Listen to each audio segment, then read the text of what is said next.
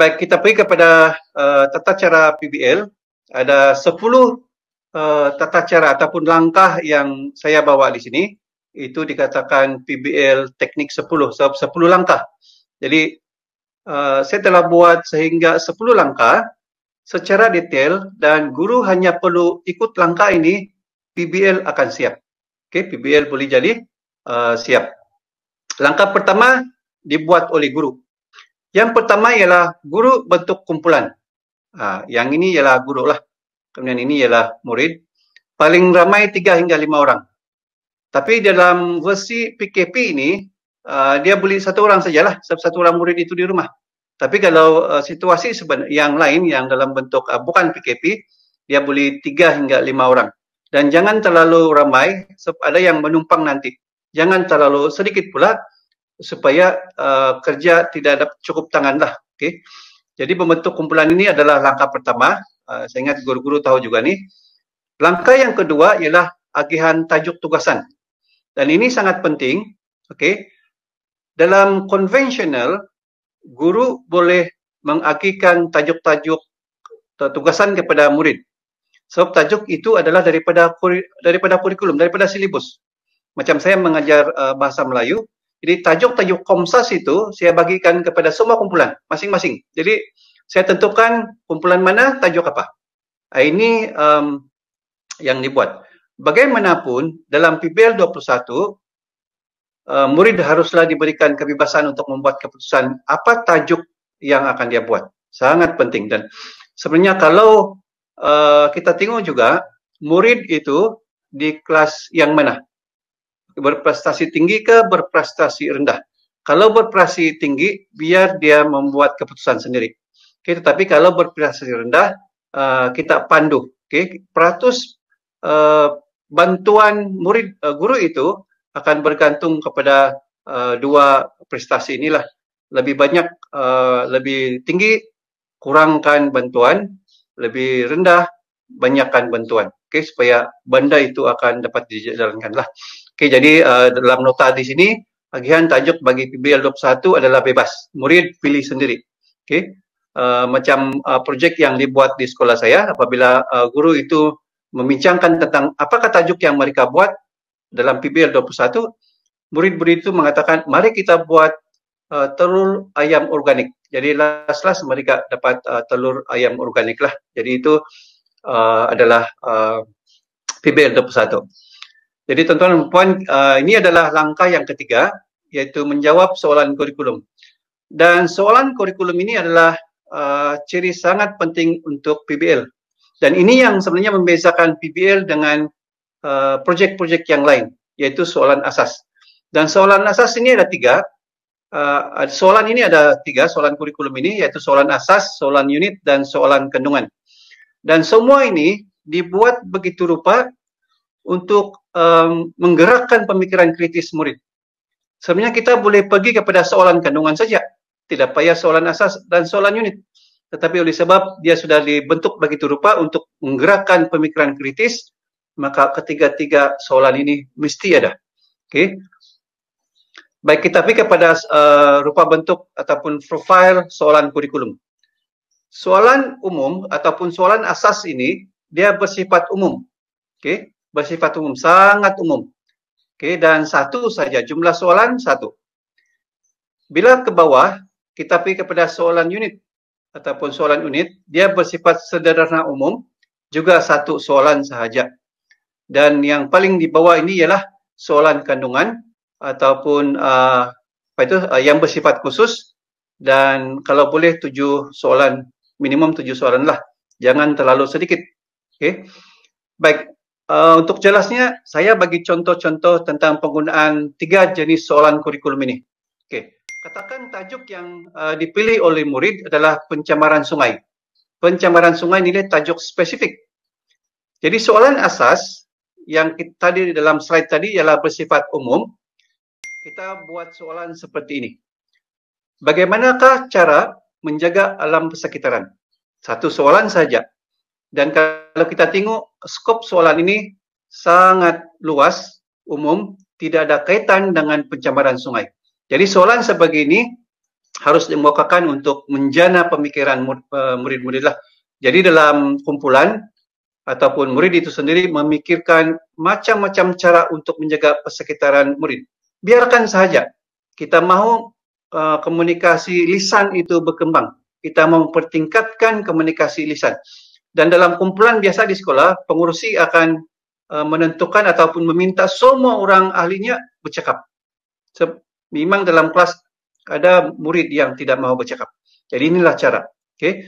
Dan soalan unit pula lebih agak spesifik. Satu soalan saja.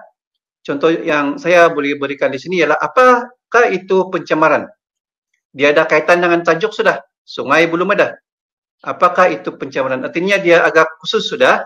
Dan ini mungkin dalam soalan ini murid itu akan menjawab. Okay. Pencemaran mempunyai banyak jenis, pencemaran air, pencemaran udara, pencemaran bunyi, pencemaran budaya dan sebagainya. Biar mereka explore idea itu. Sebab inilah tujuannya untuk memperkembangkan, menjana idea. Okay. Dan seterusnya ialah yang ketiga ialah soalan kandungan. Bagus ataupun mempunyai 7 soalan. Ini ialah 100%, 100% direct kepada tajuk yang dibuat, iaitu pencemaran sungai. Jadi soalan pertama, apakah itu pencemaran sungai? Soalan direct. Okay, apakah faktor-faktor yang menyebabkan pencemaran sungai? Bagaimanakah keadaan sungai yang tercemar? Apakah kandungan air yang tercemar dan seterusnya? Jadi semua ini akan dijawab oleh murid semasa membuat projek. Jadi ini penting soalan kandungan ini. Dia akan memandu murid untuk menyiapkan projek mereka. Dan kadang-kadang tuan-tuan dan puan, jangan heran kalau daripada soalan ini murid akan keluarkan satu inovasi. Ini biasa berlaku.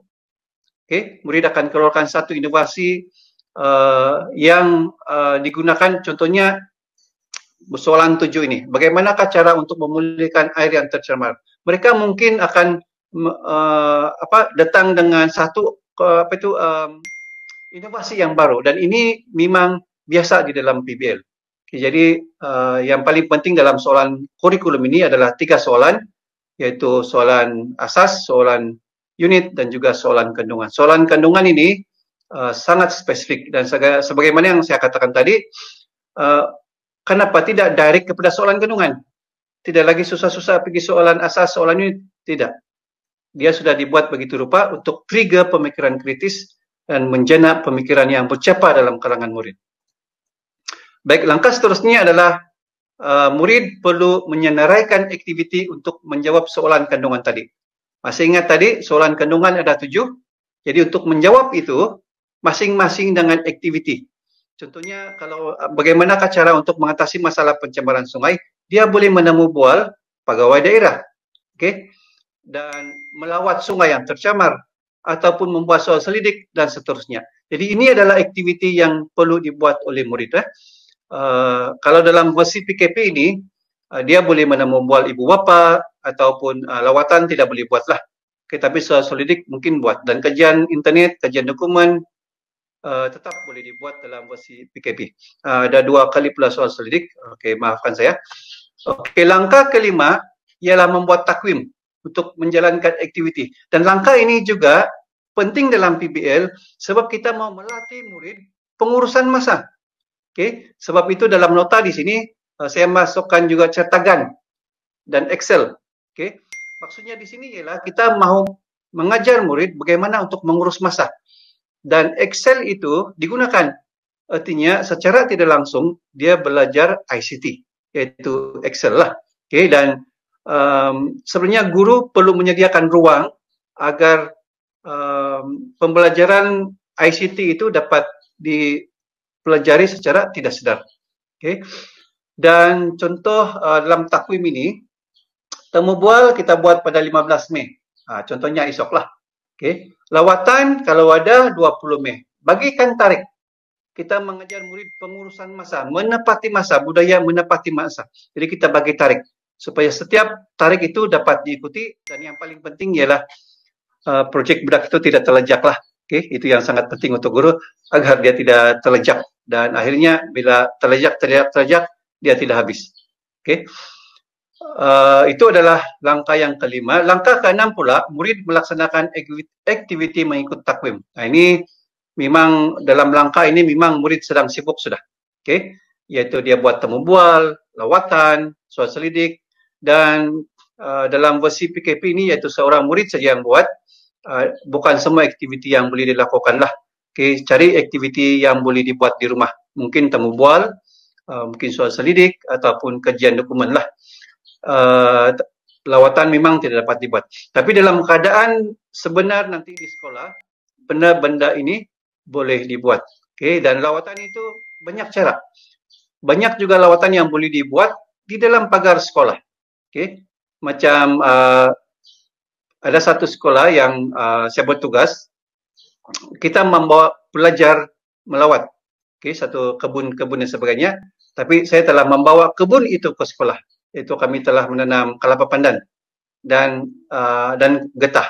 Okey, jadi bila dalam latihan ataupun lawatan itu murid melawat di belakang sekolah saja. Jadi selamatlah. Okey, jadi lawatan ini banyak boleh dibuat. Mungkin banyak sekolah yang ada kebun sendiri, ada taman herba sendiri, lawat itu, lawat. Okey, boleh dilawat dan banyak benda yang boleh disiasat di situlah. Ini ialah langkah yang paling sibuk bagi pelajar, iaitu melaksanakan aktiviti-aktiviti. Okey, ini yang kalau guru sebagai fasilitator perlulah sentiasa bertanyakan kepada murid tentang status mereka. Saya selalu buat macam ni. Saya mengajar BM. 3 minit sebelum mula PDPC, saya akan tanya. Okey, murid-murid, ada kumpulan yang mempunyai masalah tentang projek. Okey, kalau ada kumpulan yang bertanya, okey, jumpa saya semasa rehat. Jadi itu yang berlaku. Jadi PDP biasa itu tidak akan terganggu dengan projek inilah. Semua projek ini, lawatan ini berlaku di luar jadual. Okey, kalau kita gunakan di dalam masa PDP, dia memang akan mengganggu tajuk-tajuk yang lain lah. Biasa saya akan buat 2 masa sahaja. Yang pertama, membincangkan tentang agihan tajuk dan soalan kurikulum dan cara pelaksanaan. Yang kedua ialah pembentangan. Yang lain semua di luar jadual waktu. Baik, langkah yang ketujuh ialah membina artifak ataupun produk. Okey, dalam PBL, tuan-tuan dan puan, semua produk dipanggil artifak. Artifak ini ada kaitan dengan sejarah lah, iaitu bahan-bahan yang dikaji ataupun dihasilkan oleh murid ini akan betul sampai bila-bila. Ada satu kumpulan hari itu, mereka membuat kajian tentang Down Syndrome. Jadi mereka pergi ke beberapa tempat pusat Down Syndrome di Sabah, iaitu di Sri Mengasih dan Kewani Center. Mereka buat kajian tentang Down Syndrome. Dan akhirnya mereka mengeluarkan satu brosur tentang Down Syndrome. Jadi brosur itu, faktanya sampai bila-bila akan betul. Jadi ini dikatakan artifak. Itu sebab dalam PBL artifak itu hasilnya adalah dipanggil artifak. Dan satu lagi yang menarik, ada satu kumpulan, dia membuat kajian tentang cara-cara mengerjakan umrah. Jadi mereka membuat kajian di sana sini dan sebagainya. Akhirnya mereka telah menghasilkan satu brosur. Dan saya beritahu kepada kumpulan itu, kalau kamu terbitkan brosur ini, orang yang membaca tentu-tentu boleh mengerjakan umrah. Begitulah otentiknya aktiviti PBL ini. Okay? Dan banyak contoh ataupun produk yang boleh dihasilkan dalam PBL. Contohnya laporan bertulis. Laporan bertulis ada wajib bila kita melaksanakan PBL. Sebab dalam laporan bertulis ada kemahiran komunikasi bertulis, kemahiran bahasa, macam-macam kemahiran. Kemahiran ICT dan macam-macam lagi. Jadi laporan bertulis sangat penting dalam PBL. Album, buku skrap, diorama, PowerPoint, video multimedia, blog, brosur, pameran dan sebagainya lah. Dalam versi PKP ini ada 3 yang diminta, iaitu buku skrap, PowerPoint dan bahan kreatif. Jadi sebenarnya banyak jenis produk yang boleh dihasilkan oleh murid semasa melaksanakanlah hasil daripada PBL. Baik, ini adalah contoh-contoh produk. Okey. Yang ini adalah laporan. Ini di bawah ini adalah laporan-laporan pelaksanaan PBL. Okay, mengikut mingguan secara keseluruhan, laporan lawatan. Sebenarnya bila kita melatih budak menulis, inilah yang perlu dibuat. Dia menulis laporan. Okay, bagaimana dia membentuk laporan itu secara kreatif. Jadi semua dari dia terlibat.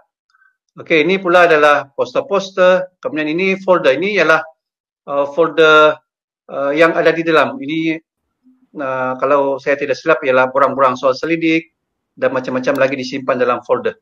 Dan ini adalah album bergambar lah. Dan semua ini adalah artifak. Sampai simpan sampai bila-bila pun faktanya tetap sama. Baik, ini pula dibuat oleh SM Sin Mary Papar, murid-murid di sana. Ini setakat pengalaman saya sejak tahun 2006. Inilah projek yang agak besar, paling besar lah.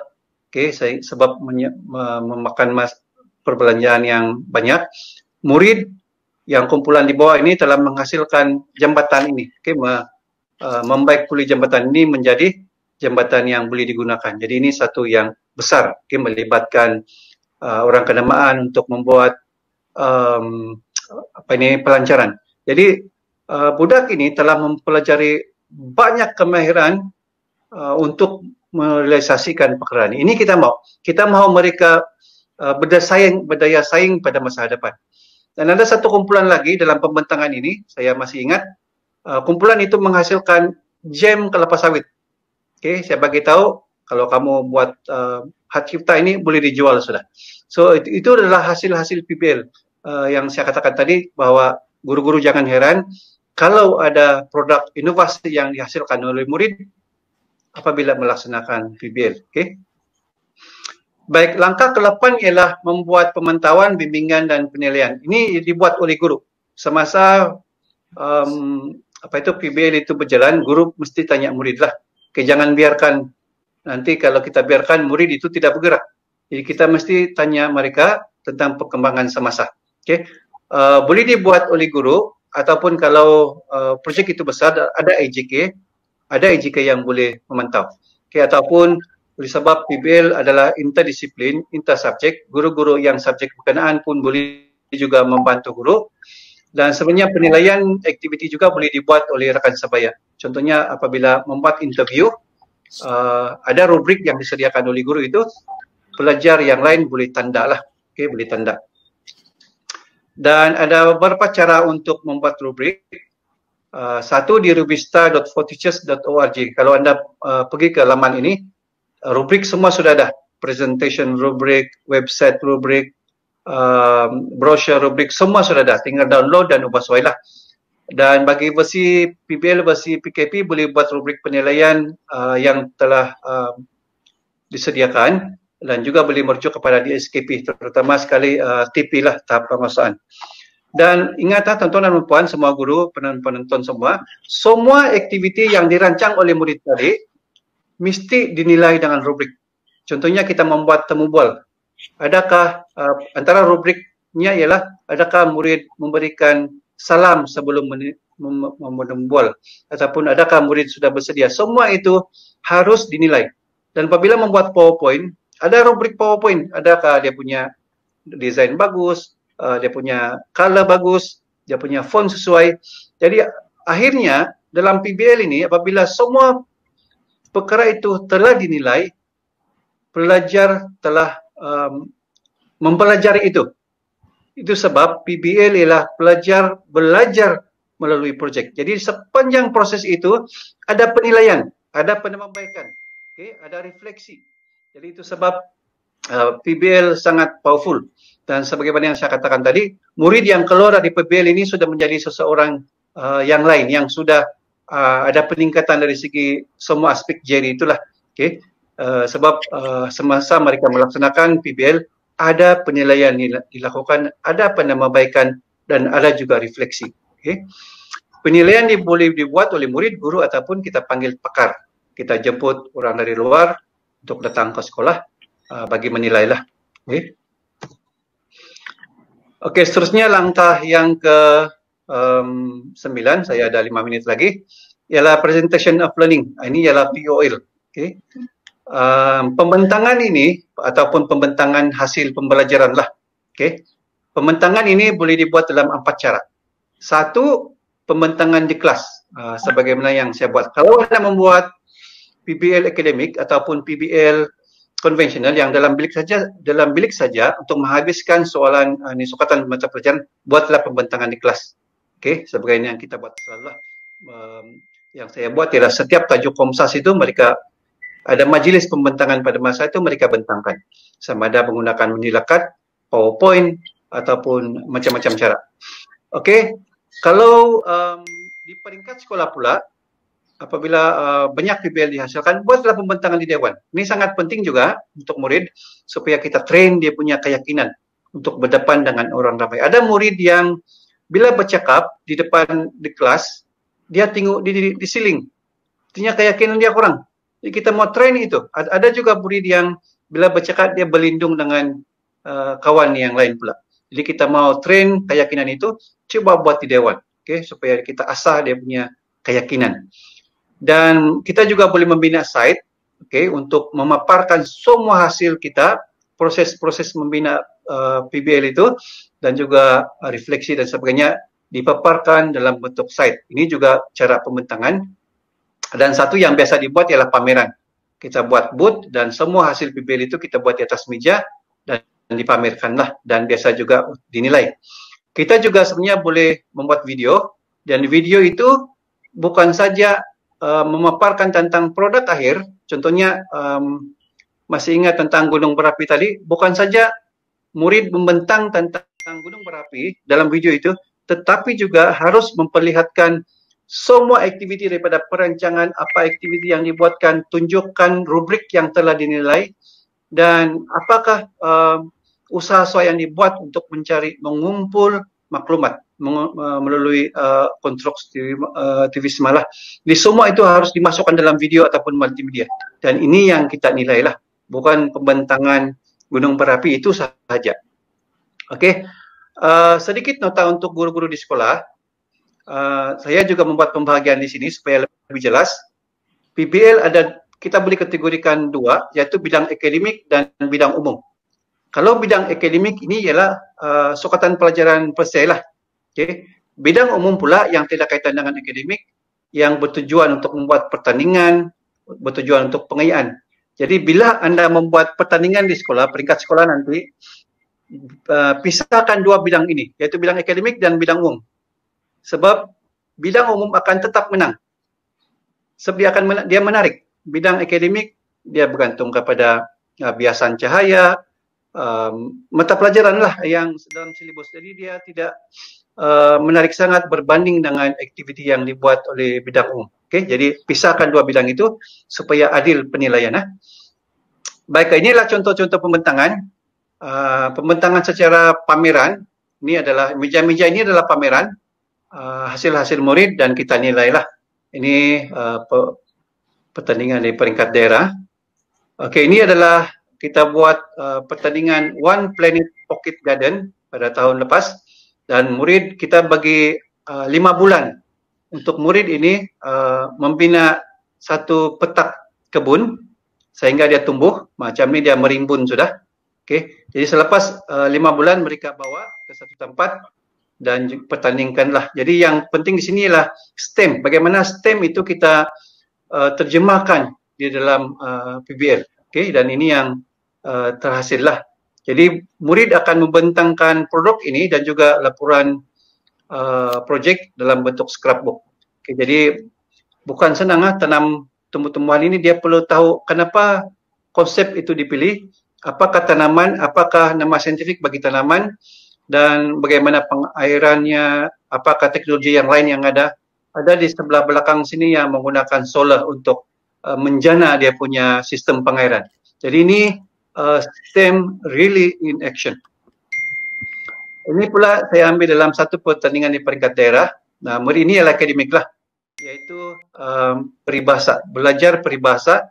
Jadi setiap bahagian muka ini ada peribahasa, tangan pun ada peribahasa yang berkaitan sampai kaki. Jadi ini adalah hasil murid. Jadi saya pasti apabila kita tanya murid yang melakukan ini dengan peribahasa-peribahasa yang berkaitan, dia boleh jawab. Jadi kalau ada soalan, dia boleh jawab. Ini ialah akademik. Baik, ini contoh pembentangan pula menggunakan filter X. Ini ialah air di sini di tangki ini dikawal oleh program ini menggunakan Arduino. Jadi inilah kemahiran murid lah. Okay. Banyak lagi projek lain yang dibuat oleh murid menggunakan pengatur caraan Arduino lah. Okay, ini adalah contoh-contoh yang dibuat. Jadi banyak kreativiti berlaku. Okey, langkah 10 ialah refleksi. Mesti ada refleksi dalam PBL supaya murid dapat menyatakan pendapat. Apakah penambaikan, apa pengalaman-pengalaman yang mereka dapat semasa projek. Kita berikan peluang kepada mereka untuk ekspres dia punya pengalaman. Jadi ini sangat penting untuk menyampaikan emosi dan seterusnya lah. Dan apabila anda menghantarkan bahan untuk penilaian, ada dua perkara, iaitu laporan projek full sebagaimana yang saya katakan tadi, dengan produk lah. Okay, bagi versi PKP, tengok arahan yang diberikan dalam panduan. Okey, rumusan, kalau kita tengok, yang guru ini ialah peranan guru, yang murid ini ialah dibuat oleh murid.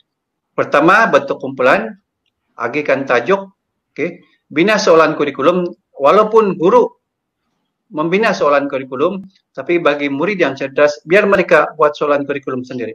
Okay. Okay, supaya lagi tinggi dia punya kreativiti lah. Senaraikan aktiviti, sediakan takwim, laksana aktiviti, bina artifak, guru pula memantau dan penilaian, ada murid juga boleh membuat penilaian, dan pembentangan dan refleksi. Jadi semua ini, kalau anda ikut satu-satu langkah ini, tidak akan sesat. PBL tetap akan terhasil. Jadi tuan-tuan dan puan, sekarang ada 36 minit sudah. Ini adalah saya keluarkan dalam lilipad hari itu. Peranan guru dalam pembelajaran abad ke-21 adalah untuk menyediakan ruang dan peluang agar kemahiran 4C dan 1N itu dapat diterapkan kepada murid. Jadi ini adalah peranan kita sebagai pendidik abad ke-21. Kita menyediakan ruang dan peluang agar kemahiran-kemahiran itu dapat diterapkan. Jadi itu saja pembentangan saya dan saya